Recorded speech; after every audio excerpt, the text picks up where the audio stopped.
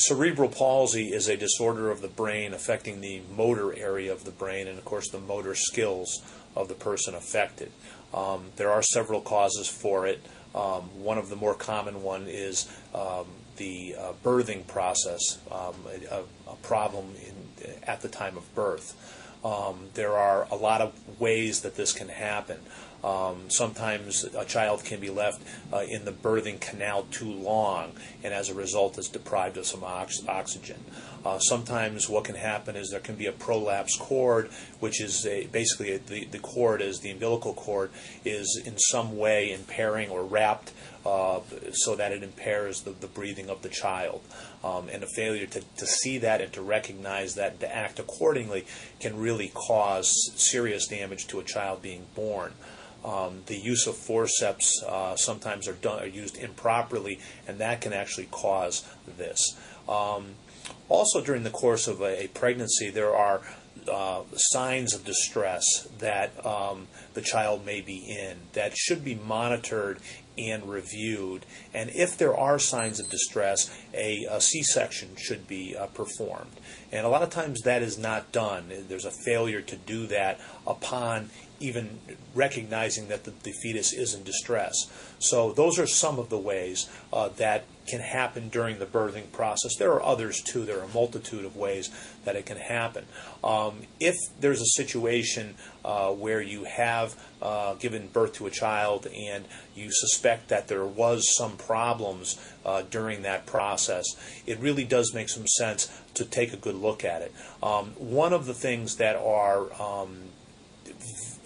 hard about this is sometimes the symptoms are not readily apparent. Most of the symptoms do manifest themselves within the first 2 or 3 years of the child, but sometimes the symptoms are not as apparent, and you may not realize the severity of it until time goes on. One of the things you may want to look for is things like developmental milestones, things like the sitting up, rolling over, crawling, walking. There are certain timetables that your child should be on, and if you're noticing that those things are not happening, then you really want to take a really good look at this and talk to a lawyer and find out whether there is something done during this birthing process that may have caused this. Now, the reason you want to do that right away is that this is kind of a difficult situation where you have a child that you may not understand the exact severity of the situation until time goes by. And the law limits the time that you can investigate and take a look at these things. So really, as soon as you have any inclination that there's a situation that may require some review, you really want to have it looked at, have an attorney looked at. We've had many situations, unfortunately, in our office where clients have come to us after the time limit. And sometimes there's a lot of different reasons for it. Sometimes they just they have a lot on their plate. They've had a child. They understand there may be some physical damage, but they're sort of a little bit in denial. They also don't really want to scrutinize the medical profession because they're still helping them with the child. So it's really hard to act. And maybe they don't really know the complete severity of the situation.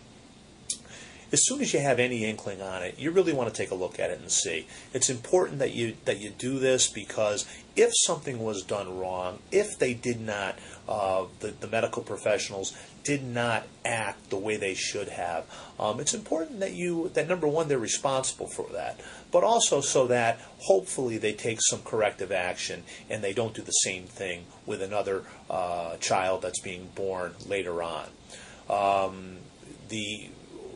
The big point of emphasis in this type of situation is to consult an attorney early, make sure they do a thorough review of everything, and do it so that you're preserving your rights. Even if you've gone over the 2-year statute of limitations, which is typically the negligence statute, and you think, well, I've already gone too late, you still want to have it reviewed. Sometimes an attorney can, based on the facts and circumstances of the case, they can get beyond that 2-year statute. It's hard to do. It's harder to do it than in the first instance where you present the case within the 2 years. But you still, even if you've gone beyond that time, you still want to have this reviewed by an attorney just to make sure there isn't a way around the statute, because sometimes there is.